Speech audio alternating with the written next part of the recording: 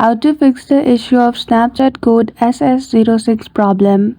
Hello everyone, welcome back to our channel and today we are back again with a new video. So without any delay, let's get into it.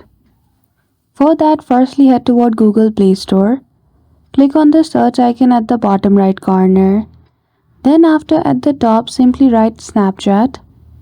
Now if you see the option of update, click on it and do update the application.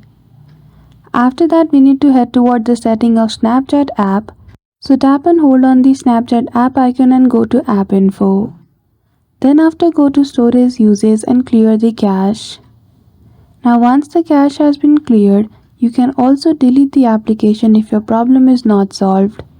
Now after you have uninstalled this application, reinstall it. Then after open Snapchat application. Simply click on your profile icon, go to the setting gear icon and log out. Once you are in the login page, again provide your account details and log in again. And that's it. So I hope you found this video helpful.